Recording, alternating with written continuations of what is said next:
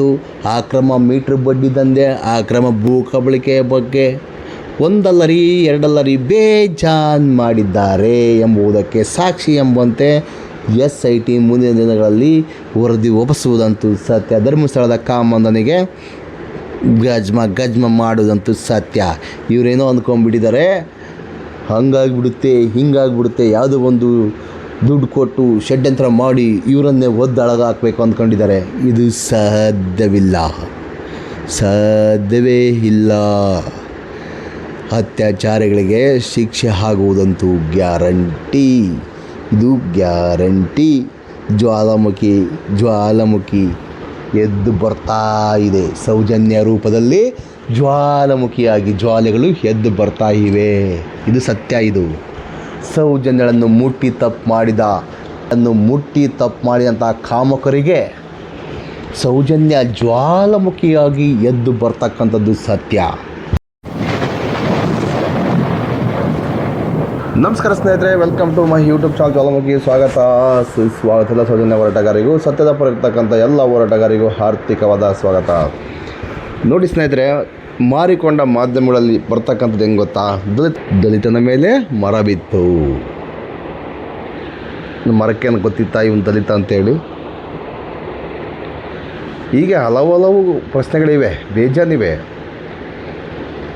ಯಾವುದೋ ಒಂದು ಹಗರಣದ ಸಿಕ್ಕಾಕೊಂಡ್ರೆ ಸಾಕು, ಹಂಗೆ ಕ್ರೋಮ ಬಿಡುಗಡೆ ಆಗಿಬಿಡುತ್ತೆ. ಆ ವಯ್ಯ ಅಷ್ಟು ಕೋಟಿ ಲೂಟಿ ಮಾಡಿದ್ದಾನೆ, ಈ ವಯ್ಯ ಅಷ್ಟು ಕೋಟಿ ಲೂಟಿ ಮಾಡಿದ್ದಾನೆ, ಆ ವಯ್ಯನಿಗೆ ಅದು ಉಂಟು, ಈ ವಯ್ಯನಿಗೆ ಇದು ಉಂಟು ಅಂತೇಳಿ ಬಿಡುಗಡೆ ಮಾಡ್ತಕ್ಕಂಥದ್ದು ಈ ಮಾರಿಕೊಂಡ ಮಾಧ್ಯಮಗಳು. ಆದರೆ ಧರ್ಮಸ್ಥಳದಲ್ಲಿ 1500 ಅನಾಥ ಶವಗಳು ಅಥವಾ ಅಸಹಜ ಸಾವುಗಳಿಗೆ ಸಂಬಂಧಪಟ್ಟ ಹಾಗೆ ಟ್ಯಾಲಿ ಆಗ್ತಾ ಇಲ್ಲ, ದಾಖಲಾತಿಗಳು ಟ್ಯಾಲಿ ಆಗ್ತಾ ಇಲ್ಲ ಅಂತೇಳಿ BLR ಪೋಸ್ಟ್ ವರದಿ ಮಾಡಿದೆ. ಈ ಮಾರಿಕೊಂಡ ಮಾಧ್ಯಮಗಳು ಇದ್ರ ಬಗ್ಗೆ ಧ್ವನಿ ಎತ್ತಾ ಇಲ್ಲ. ಸಂಘದವರು ಅಕ್ರಮ ಮೀಟ್ರ್ ಬಡ್ಡಿ ದಂಧೆ ಮಾಡ್ತಿದ್ದಾರೆ ಅಂತೇಳಿ ಇಡೀ ಜಗತ್ತಿಗೆ ಗೊತ್ತು, ಇಡೀ ನಮ್ಮ ರಾಜ್ಯ ಜನತೆಗೆ ಅದು ಮೊದಲೇ ಗೊತ್ತು. ಇದ್ರ ಬಗ್ಗೆ ಏನಾದರೂ ಧ್ವನಿ ಎತ್ತರ? ಧ್ವನಿ ಎತ್ತದೇ ಇಲ್ಲ. ಯಾರು? ಮಾರಿಕೊಂಡಂಥ ಮಾಧ್ಯಮಗಳು. ಇವರು ಒಂದೆರಡು ಹಗರಣ ಮಾಡಿಲ್ಲ ರೀ, ಬೇಜಾನ್ ಪ್ರಕರಣಗಳು ಆಗಲೇ ಬಂದಿದ್ವು. ಅಕ್ರಮ ಮೀಟ್ರ್ ಬಡ್ಡಿ ದಂಧೆ ಮಾಡ್ತಾಯಿದ್ದಾರೆ ಧರ್ಮಸ್ಥಳದ ದಣಿಗಳು, ಭೂಮಾಫಿಯಾ ಮಾಡ್ತಿದ್ದಾರೆ, ಧರ್ಮಸ್ಥಳ ಭೂಮಾಫಿಯಾ ಅಂತೇಳಿ ಆಲ್ರೆಡಿ ವರದಿಯಾಗಿರ್ತಕ್ಕಂಥದ್ದು. ಅದನ್ನ ಕ್ರಾಸ್ ವೆರಿಫಿಕೇಷನ್ ಮಾಡಿದಾರಾ? ಮಾಡಲ್ಲ. ಹಿರಿಯ ನಾಗರಿಕ ಸೇವಾ ಟ್ರಸ್ಟ್ನ ಸೋಮನಾಥ್ ನಾಯಕ್ ಮತ್ತು ಅವರ ತಂಡ ಹೋರಾಟ ಮಾಡ್ತಲೇ ಇದೆ, ದಾಖಲಾತಿ ಕೊಡ್ತಲೇ ಇದೆ, ಆದರೂ ಸಮೇತ ನ್ಯಾಯ ಇಲ್ಲ. ಧರ್ಮಸ್ಥಳದ ದಣಿಗಳಿಗೆ 100 ಪ್ರಶ್ನೆ ಕೇಳ್ತಾ ಇದ್ದೀವಿ, ಒಂದೇ ಒಂದು ಪ್ರಶ್ನೆಗೆ ಆನ್ಸರ್ ಮಾಡಿ. ಸೋಮನಾಥ್ ನಾಯಕ್ ಅವರ 100 ಪ್ರಶ್ನೆಗಳಲ್ಲಿ ಒಂದು ಪ್ರಶ್ನೆಗೆ ಕರೆಕ್ಟ್ ಆನ್ಸರ್ ಮಾಡಿ ನೀವು ತಪ್ಪು ಮಾಡ್ತಿದ್ದೀರಿ ಅಂತ ಹೇಳಿದರೆ ಸೋಮನಾಥ್ ನಾಯಕ್ ಅವರ ತಂಡ ಮತ್ತು ನಾವು ಸಮೇತ ಕಾಲು ಹಿಡಿತೀವಿ ಅಂತ ಹೇಳ್ತಾ ಇದ್ದೀವಿ ಬಹಿರಂಗವಾಗಿ. ಯಾವುದಕ್ಕೂ ಬರ್ತಾ ಇಲ್ಲ ಧರ್ಮಸ್ಥಳ ದಣಿಗಳು. ಇದ್ರ ಬಗ್ಗೆ ಯಾಕ್ರಿ ನೀವು ಪ್ರಸಾರ ಮಾಡ್ತಾ ಇಲ್ಲ? ಇದ್ರ ಬಗ್ಗೆ ಪ್ರಸಾರ ಮಾಡ್ತಾ ಇಲ್ಲ?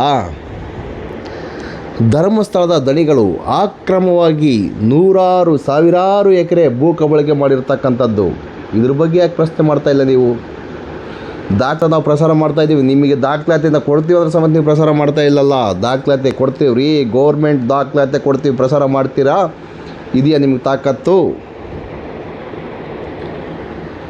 ಲೋಫರ್ ವಸಂತ್ ಗಿಳಿಯಾರ್ ಬರ್ತಾನೆ, ಧರ್ಮಸ್ಥಳ ವಸಂತ್ ಗಿಳಿಯಾರ್ ಬಂದು ಹೇಳ್ತಾನೆ ಮಾಧ್ಯಮದಲ್ಲಿ, ಧರ್ಮಸ್ಥಳದ ಮಂಜುನಾಥ ಸ್ವಾಮಿ ಮೇಲೆ ಅವನು ನಂಬಿಕೊಂಡಿರ್ತಕ್ಕಂಥ ಆ ಲೋಫರ್ನ ಸೌಜನ್ಯ ಹೋರಾಟಗಾರರು ಷಡ್ಯಂತ್ರ ಮಾಡ್ತಿದ್ದಾರೆ, ಗೂಬೆ ಕೂರಿಸುವಂಥ ಕೆಲಸ ಮಾಡ್ತಿದ್ದಾರೆ, ಅಲ್ಲಿ ನಡೆದೇ ಇಲ್ಲ. ಉಗ್ರಪ್ಪನ ವರದಿ ಸಹ ಸುಳ್ಳು, ಅಸಹಜ ಸಾವುಗಳಲ್ಲಿ ಹಾಗೇ ಇಲ್ಲ. ಬಂದರು, ನದಿಯಲ್ಲಿ ಧುಮುಕಿದ್ರು, ಅವ್ರು ಡೈರೆಕ್ಟಾಗಿ ಸರೋಗಕ್ಕೆ ಹೋದರು. ಏನ್ರಿ ಮಂಜುನಾಥ ಸ್ವಾಮಿಗೆ ಷಡ್ಯಂತ್ರ ಕೋಟಿಗಟ್ಟಲೆ ಷಡ್ಯಂತ್ರ. ಲೇ ವಸಂತ, ಧರ್ಮಸ್ಥಳದ ಮಂಜುನಾಥ ಸ್ವಾಮಿ ಯಾರ ಹೆಸರಲ್ಲಿದ್ದಾನೆ? ಇದನ್ನು ಯಾರ ಹೆಸರಿಗೆ ಮಾಡಬೇಕಾಗಿತ್ತು? ಇದನ್ನು ಪ್ರಶ್ನೆ ಮಾಡುವಂಥ ತಾಕತ್ತು ನಿನಗಿದೆಯೇನಪ್ಪ ಲೋಫರ್ ವಸಂತ? ಲೋಫರ್ ಅಂತ ಹೇಳ್ಬೇಕು ನಿನಗೆ? ಸುಮ್ಮನೆ ಅವ್ರ ಅಪರಾಧಿಗಳು, ಇವ್ರ ಅಪರಾಧಿಗಳು, ಸೌಜನ್ಯ ಕೇಸಲ್ಲಿ ಸಂತೋಷ್ ರಾವೇ ಅಪರಾಧಿ. ಸಂತೋಷ್ ರಾವ್ನೇ ಒಳಗೆ ಹೋಗಲಿ, ನಮಗೇನು ತೊಂದರೆ ಇಲ್ಲ ಸ್ವಾಮಿ. ಸಂತೋಷ್ ರಾವೇ ತಪ್ಪು ಮಾಡಿದರೆ ಅವನಿಗೆ ಶಿಕ್ಷೆ ಆಗಲಿ. ಒಟ್ಟೆ ನಮಗೆ ಸೌಜನ್ಯಳಿಗೆ ನ್ಯಾಯ ಬೇಕು. ಮತ್ತೆ ಹೇಳ್ತೀಯ ಬಂದು ಸಾಕ್ಷಿ ಆಧಾರಗಳ ಕೊರತೆಯಿಂದ ಈ ವಯ ಬಿಡುಗಡೆ ಆಗಿದ್ದಾನೆ ಅಂತ ದಾಖಲಾತಿಯನ್ನು ಸರಿಯಾಗಿ ಪರಿಶೀಲನೆ ಮಾಡಿ ಹೇಳಪ್ಪ. ಆ ಥರ ಹೇಳಿಲ್ಲ. ಸೌಜನ್ಯ ಕೇಸಿಗೂ ಸಂತೋಷ್ ರಾವ್ಗೂ ಸಂಬಂಧವಿಲ್ಲ ಈ ಥರ ಹೇಳ್ತಕ್ಕಂಥದ್ದಲ್ಲಿ. ಅಬ್ಸಲ್ಯೂಟ್ಲಿ ಇದನ್ನ ಯಾವ ಜಡ್ಜು ಬರೆಯಲ್ಲಪ್ಪ. ಇದನ್ನ ಸ್ವಲ್ಪ ಪರಿಗಣೆಗೆ ತಗೋ, ಇದನ್ನ ಸಮೇತ ಪರಿಗಣೆಗೆ ತಗೊಳಪ್ಪ ಮಾರಯ್ಯ. ಸುಮ್ಮನೆ ಬಂದು ಏನೋ ಪುಂಗಬೇಡ. ಅವನು ಸುಳ್ಳಿನ ಸೂಲಿ ಬೇಲೆ ಕರ್ಕೊಂಬರ್ತಿ. ಚಿನ್ನದ ರಸ್ತೆ ನಮ್ಮೂರಲ್ಲಿ ಸಮೇತ ಚಿನ್ನದ ರಸ್ತೆ ದಿನ ಒಬ್ಬರೇ ಬಿಕ್ಕೊಂಡು ಹೋಗ್ತಾ ಇದ್ದಾರೆ. ಚಿನ್ನದ ರೇಟ್ ಜಾಸ್ತಿ ಆಯ್ತಲ್ಲ, ದಿನ ಒಬ್ಬರೇ ಬಿಕ್ಕೊಂಡು ಹೋಗ್ತಾ ಇದ್ದಾರೆ. ಬುಲೆಟ್ ಟ್ರೈನ್ ದಿನ ಹೋಗ್ತಾಯಿದ್ದೀವಿ. ಬುಲೆಟ್ ಟ್ರೈನಲ್ಲಿ ಯಾವೋ ದೇಶಕ್ಕೆಲ್ಲ ಊರೂರಿಗೆಲ್ಲ ಹೋಗ್ತಾಯಿದ್ದೀವಿ. ಈಗ ಹತ್ತಿರ ಸಾಕಂಗೆ ಫಟ್ ಅನ್ನಂಗೆ ಹೋಗಿ ಅಲ್ಲಿ ಇಳಿದ್ಬಿಡ್ತೀವಿ. ಬುಲೆಟ್ ಟಸ್ ಅನ್ನಂಗೆ ಹೋಗ್ತಾಯಿದ್ದೀವಿ. ಇವೆಲ್ಲ ನಿಮಗೆ ಗೊತ್ತಿರ್ತಕ್ಕಂಥದ್ದೇ. ಬೊಬ್ಬೆ ಹೊಡಿತಾಯಿದ್ದೀರಲ್ಲ ಸುಳ್ಳುಗಳ ಮೇಲೆ ಸುಳ್ಳುಗಳು. ಮತ್ತು ಬುರುಡೆ ಗ್ಯಾಂಗ್. ಬುರುಡೆ ಅಂದರೆ ಏನು? ಸುಳ್ಳು ನಾವು ಹೇಳ್ತಕ್ಕಂಥದ್ದಾ? ನೀವು ಗ್ಯಾಂಗ್ನವರು, ಬುರುಡೆ ಗ್ಯಾಂಗ್ನವ್ರು ನೀವು, ನಾವಲ್ಲ ರೀ. ಸತ್ಯ ಸಂಗತಿಗಳನ್ನು ಹೇಳ್ತಕ್ಕಂಥದ್ದು. ಧರ್ಮಸ್ಥಳದಲ್ಲಿ ಸಹಜ ಸಾವುಗಳು ಆಗಿದ್ದಾವೆ ಎಂಬುದಕ್ಕೆ ಸಾಕ್ಷಿಗಳಿದ್ದಾವೆ. ಪಂಚಾಯತಿಯಲ್ಲಿದ್ದಾವೆ, ಸ್ಟೇಷನ್ನಲ್ಲಿದ್ದಾವೆ, ಬೇಜನ್ ದಾಖಲಾತಿಗಳಿದ್ದಾವೆ ರೀ. ಒಂದಕ್ಕೊಂದು ಟ್ಯಾಲಿ ಆಗ್ತಾ ಇಲ್ಲ. ಅದೇ ಧರ್ಮಸ್ಥಳದ ಕಾಮಂದನ ಲಾಡ್ಜ್ನಲ್ಲಿ ಸತ್ತಿರತಕ್ಕಂಥದ್ದಕ್ಕೆ ದಾಖಲಾತಿ ಇದೆ, ತನಿಖೆ ಮಾತ್ರ ಇಲ್ಲ. ಇದು ಷಡ್ಯಂತ್ರನಾ? ಇದಕ್ಕೆ ನ್ಯಾಯ ಬೇಡವಾ? ಆ ಲೋಫಾರ್ ನಕಲಿ ದೇವಮಾನವನ ಕಡೆಯವರು 12 ವರ್ಷದ ಹುಡುಗಿಯನ್ನು ಸಹ ಬಿಟ್ಟಿಲ್ಲ. ಇದನ್ನು ಕೇಳಿದ್ರೆ ಹಿಂದೂ ವಿರೋಧಿಗಳು, ಎಡಪಂಥೀಯರು, ಬಲಪಂಥೀಯರು. ನ್ಯಾಯ ಕೇಳಕ್ಕೆ ಹೋದರೆ ಎಡಪಂಥಿ, ಬಲಪಂಥಿ. ಆ ದೇವಸ್ಥಾನವನ್ನು ಆಳ್ತಕ್ಕಂಥದ್ದು ಯಾವ ಪಂಥೀಯವರು? ಹಿಂದೂಗಳು ಆಳ್ತಕ್ಕಂಥದ್ದು? ಸರ್ಕಾರ ಆಳ್ತಕ್ಕಂಥದ್ದ? ಸರ್ಕಾರ ತೆಕ್ಕಿಗೆ ಹೋಗ್ಬಿಟ್ರೆ ಏನಾದರೂ ಆಗೋಗ್ಬಿಡ್ತಾ? ಇರ್ತಕ್ಕಂಥ ನಮ್ಮ ರಾಜ್ಯದಲ್ಲಿರ್ತಕ್ಕಂಥ ಅನೇಕ ದೇವಸ್ಥಾನಗಳು ಸರ್ಕಾರದ ತೆಕ್ಕೆಯಲ್ಲಿದ್ದಾವೆ. ಏನಾದರೂ ಪ್ರಾಬ್ಲಮ್ ಆಗಿದೆಯಾ? ಹೇಳಿ. ಅದರ ಉದ್ಧಾರಕ್ಕೆ, ಅದರ ಇನ್ನೊಂದಕ್ಕೆ ಬಳಸ್ಕೊತಾರೆ. ದೇವಸ್ಥಾನದ ಉದ್ಧಾರಕ್ಕೆ ಮತ್ತೆ ಬೇರೆ ಏನು ಅಂದ್ಕೋಬೇಡಿ. ನಮಗೆ ಗೊತ್ತಿರತಕ್ಕಂಥ ಮಾಹಿತಿ ನಿಮಗೇನು ಅನಿಸುತ್ತೆ ಗೊತ್ತಿಲ್ಲ, ಕಮೆಂಟ್ ಮಾಡಿ ತಿಳಿಸಿ. ಏನು ದೇವಸ್ಥಾನ ದುಡ್ಡು ತಗೊಂಡು ಬೇರೆ ದೇಶಕ್ಕೆ ಕೊಡ್ತಾರೋ, ಬೇರೆ ಜನಗಳಿಗೆ ಕೊಡ್ತಾರೋ ನನಗಂತೂ ಗೊತ್ತಿಲ್ಲ ಸ್ವಾಮಿ. ಬಟ್ ಆ ಥರ ಏನಾದರೂ ಮಾಡಿದರೆ ಎಲ್ಲ ದೇವಸ್ಥಾನಗಳನ್ನು ಹಿಂದೂಗಳಿಗೆ ಬಿಟ್ಬಿಡಿ.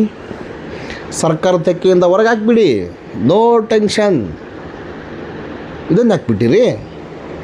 ಒಂದೇ ಮನೆತನಕ್ಕೆ ಬಿಟ್ಟಿರೋ ಹೊತ್ತಿಗೆ ಧರ್ಮಸ್ಥಳದಲ್ಲಿ ಇಷ್ಟೆಲ್ಲ ಅನಾಹುತಗಳಾಗಿದ್ದಾವೆ. ಚಿನ್ನಯ್ಯ ಬಂದಾಗ ಕರೆಕ್ಟಾಗಿ ಹೇಳಿದ್ದ, 1000 ಹೆಣಗಳನ್ನು ಹೂತಿಟ್ಟಿದ್ದೆ, ಅನೇಕ ಹೆಣಗಳನ್ನು ದಬ್ಬ ಗಾಡಿಯಲ್ಲಿ ಸಾಗಿಸಿದ್ದೆ ಅಂತ ಹೇಳ್ತಕ್ಕಂಥದ್ದು ಚಿನ್ನಯ್ಯ. ನಾವಾಗಿ ಯಾಕೆ ನೀವು ತನಿಖೆ ಮಾಡಲಿಲ್ಲ? ಚಿನ್ನಯ್ಯನನ್ನು ಆ ಹೇಳಿಕೆಯಲ್ಲಿ ಇರ್ತಕ್ಕಂಥದ್ದು ಸತ್ಯ ತಾನೇ? ಸುಳ್ಳು ಯಾವುದಿದೆ ರೀ? ಊರಿನ ಜನಗಳು ಹೇಳ್ತಾರಲ್ಲಿ. ಊರಿನ ಜನಗಳು ಕೇಳ್ಕೊಂಬನ್ನಿ. ಊರಿನ ಜನಗಳ ಹತ್ರ ಹೋಗಿ ನೀವು ಕೇಳ್ಕೊಂಬನ್ನಿ. ಊರಿನ ಜನಗಳು ಹೇಳ್ತಾರೆ, ದಬ್ಬ ಗಾಡಿಯಲ್ಲಿ ಹೆಣಗಳನ್ನು ತಗೊಂಡು ಹೋಗ್ತಾ ಇದ್ದರು. ಆ ಪವಿತ್ರವಾದ ಕ್ಷೇತ್ರ ಅಂದರೆ ಆ ದೇವಸ್ಥಾನ ಆಡಳಿತ ಯಾರ ಅಧೀನದಲ್ಲಿದೆ ಅಂಥ ಲೋಫರ್ಗಳು ಆಡಳಿತವನ್ನು ಸರಿಯಾಗಿ ನಡೆಸ್ಕೊಂಡೋಗಿಲ್ಲ, ಅಥವಾ ಅವರ ಗ್ಯಾಂಗಿನವರು ಅಥವಾ ಬೇರೆ ಯಾರೋ, ನನಗಂತೂ ಗೊತ್ತಿಲ್ಲ. ತನಿಖೆಯಿಂದ ಹೊರಗೆ ಬರಲಿ, ಸತ್ಯಾಂಶ ಹೊರಗೆ ಬರಲಿ ಶಿವನೇ, ಸತ್ಯಾಂಶ ಹೊರಗೆ ಬರಲಿ. ನಾನಿಲ್ಲಿ ಧರ್ಮಸ್ಥಳದ ಗಣಿಗಳು ಫ್ಯಾಮಿಲಿಯವರು ಇದರಲ್ಲಿ ಇದ್ದಾರೆ ಅಂತ ನಾನು ಹೇಳ್ತಾ ಇಲ್ಲ. ಸತ್ಯಾಂಶ ಹೊರಗೆ ಬರಲಿ. ಕೆಲವೊಬ್ರು ಹೇಳ್ತಾ ಇದ್ದಾರೆ, ಕೆಲವೊಬ್ಬ ಸ್ನೇಹಿತರು ಹೇಳ್ತಾ ಇದ್ದಾರೆ, ಧರ್ಮಸ್ಥಳದಲ್ಲಿ ಏನೆಲ್ಲ ಅನಾಹುತಗಳಾಗಿದ್ದಾವಲ್ಲ ಅದರ ಬಗ್ಗೆ SIT ತನಿಖೆ ನಡೀತಾ ಇದೆಯಲ್ಲ, ಅದನ್ನ ಷಡ್ಯಂತ್ರದ ಅಂಗವಾಗಿ ಅಲ್ಲಿ ಯಾರಿಗೂ ನ್ಯಾಯ ಸಿಗೋದಿಲ್ಲ, ಮುಚ್ಚಾಕ್ತಾರೆ ಅಂತ ಹೇಳ್ತಾ ಇದ್ದಾರೆ.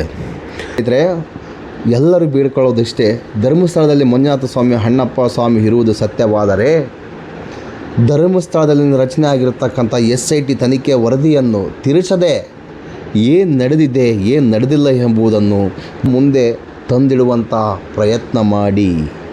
ಇಲ್ಲಂದರೆ ಷಡ್ಯಂತ್ರ ಅಂತೇಳಿ ಹೋರಾಟಗಾರರನ್ನೇ ಶೆಡ್ಡಿಗೆ ತಳ್ಳುವಂಥ ಕೆಲಸ ಮಾಡೋಕ್ಕೆ ಇವರು ಲಾಯಕ್ಕಿದ್ದಾರೆ ಅಂದ್ಕೋಬೇಕಾಗುತ್ತೆ.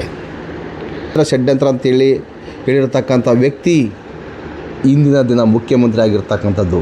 ಇದನ್ನು ಸಮೇತ ಷಡ್ಯಂತ್ರದ ಭಾಗವಾಗಿ ತೋರಿಸ್ಬಿಟ್ರೆ ಏನು ಅಂದ್ಕೋಬೇಕು, ಏನು ಬಿಡಬೇಕು ನಮಗಂತೂ ಅರ್ಥ ಆಗ್ತಿಲ್ಲ ಸ್ವಾಮಿ. ಹೋರಾಟಗಾರರನ್ನು ಒತ್ತಿಕ್ಕುವಂಥ ಪ್ರಯತ್ನ ಮಾಡ್ತಕ್ಕಂಥದ್ದು ಮೇಲ್ನೋಟಕ್ಕೆ ಕಾಣ್ತಾ ಇದೆ. ಈ ವರದಿಯನ್ನೆಲ್ಲ ನೋಡಿದರೆ ಸೌಜನ್ಯ ಹೋರಾಟಗಾರರನ್ನು ಒತ್ತಿಕ್ಕಬೇಕು, ಷಡ್ಯಂತ್ರದ ಭಾಗವಾಗಿ ಇವರನ್ನೇ ಒದ್ದು ಒಳಗಾಕಬೇಕು ಎಂಬ ಕುತಂತ್ರ ನಡೀತಿದೆ ಎಂಬುದು ಮೇಲ್ನೋಟಕ್ಕೆ ಕಾಣ್ತಾ ಇದೆ. SIT ಮಧ್ಯಂತರ ವರದಿಯನ್ನು 3 ತಿಂಗಳ ಹಿಂದೆ ಕೊಟ್ಟಿತ್ತು, ಅದನ್ನು ಕೂಡ ದಬಾಕೊಂಬಿಟ್ಟಿದ್ದಾರೆ.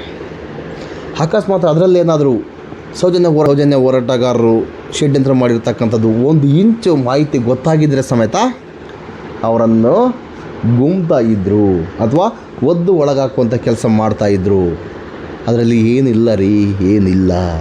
ಸೌಜನ್ಯ ಹೋರಾಟಗಾರರ ಪಾತ್ರ ಏನು ಇಲ್ಲ ರೀ. ಸತ್ತಿರ್ತಕ್ಕಂಥದ್ದು ನಿಜ, ಅದೇ ನಿಜಾಂಶ ಬಂದಿರತಕ್ಕಂಥದ್ದು. ಅದಕ್ಕೋಸ್ಕರನೇ ಧರ್ಮಸ್ಥಳದ ಕಾಮಂದನು ಚಿನ್ನಯ್ಯನನ್ನು ಗಜ್ಮ ಮಾಡಿ ತನ್ನಲ್ಲಿಗೆ ಕರ್ಕೊಂಡೋಗಿ, ತಾನಿದ್ದಲ್ಲಿಗೆ ಕರ್ಕೊಂಡೋಗಿರ್ಬೋದು. ತಾನು ನೋಡಿ ಚಿನ್ನಯ್ಯನನ್ನು ಬಂಧಿಸಿದಾಗ ಚಿನ್ನಯ್ಯನ ಹೆಂಡತಿ ಗೋಗೆರಿತಾ ಇದ್ಲು, ನನ್ನ ಮಾತ್ರ ದುಡ್ಡಿಲ್ಲ, ಜಾಮೀನಿಗೋಸ್ಕರ ಪರದಾಡ್ತಾಯಿದ್ದೀನಿ, ಹಂಗೆ ಹಿಂಗೆ ಅಂತೇಳಿ. ಪಾಪ ಈಗ ಎಲ್ಲಿಂದ ಬಂದು ಅಮ್ಮ ದುಡ್ಡು? ಯಾವುದೋ ಒಂದು ಐಷಾರಾಮಿ ಹೋಟೆಲಿದ್ದೀರಂತೆ, ಲಾಡ್ಜಲ್ಲಿದ್ದೀರಂತೆ, ಅದಕ್ಕೆಲ್ಲ ಯಾರು ಕೊಡ್ತಾರೆ ಬಾಡಿಗೆ?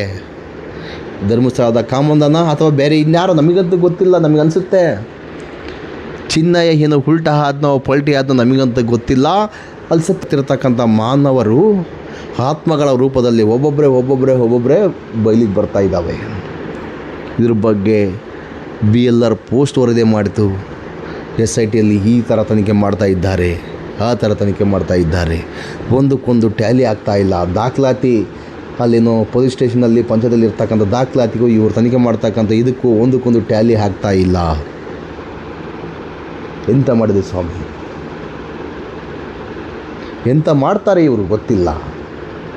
ಯಾವ ದಿಕ್ಕಿಗೆ ತಗೊಂಡೋಗಿ ನಿಲ್ಲಿಸ್ತಾರೆ ಗೊತ್ತಿಲ್ಲ. ಹೋರಾಟ ಮಾತ್ರ ಉಗ್ರವಾಗ್ತಕ್ಕಂಥದ್ದು ಸತ್ಯ. ಧರ್ಮಸ್ಥಳದ ಕಾಮಂದನು, ಧರ್ಮಸ್ಥಳದಲ್ಲಿರ್ತಕ್ಕಂಥ ಕಾಮಕರಿಗೆ, ಅತ್ಯಾಚಾರಿಗಳಿಗೆ, ಕೊಲೆಗಡಕರಿಗೆ ಶಿಕ್ಷೆ ಆಗುವವರೆಗೂ ಸೌಜನ್ಯ ಹೋರಾಟಗಾರರು ನಿಲ್ಲಿಸುವುದಿಲ್ಲ. ಸತ್ಯಾಂಶ ಹೊರಬರುವವರೆಗೂ ಹೋರಾಟ ಮಾಡ್ತಾನೆ ಇರ್ತಾರೆ ಎಂಬುದಕ್ಕೆ ಈಗ 13 ವರ್ಷಗಳಿಂದ ಸಾಕ್ಷಿ ಇದೆ. ಇನ್ನೂ 40 ವರ್ಷ ಆದರೆ ಸಮೇತ ಹೋರಾಟ ಮಾಡ್ತಾನೆ ಇರ್ತಾರೆ. ನ್ಯಾಯ ಸಿಗುವವರೆಗೂ ಹೋರಾಟ ಮಾಡ್ತಾನೆ ಇರ್ತಾರೆ. ನಮಸ್ಕಾರ ವೀಕ್ಷಕರೇ, ಸೌಜನ್ಯ ಹೋರಾಟಗಾರರಿಗೂ ಸತ್ಯದ ಹೃತ್ಪೂರ್ವಕವಾದ ನಮಸ್ಕಾರಗಳು. ಮುಂದಿನ ವಿಡಿಯೋದಲ್ಲಿ ಸಿಗೋಣ. ನಮ್ಮ ಚಾನಲ್ ಬರ್ತಕ್ಕಂಥ ಮಾಹಿತಿ ನಿಮಗೆ ಇಷ್ಟವಾದರೆ ದಯವಿಟ್ಟು ನಮಗೆ ಪ್ರೋತ್ಸಾಹ ಮಾಡಿ, ಸಬ್ಸ್ಕ್ರೈಬ್ ಮಾಡ್ಕೊಳ್ಳಿ, ಲೈಕ್ ಮಾಡಿ, ಶೇರ್ ಮಾಡಿ.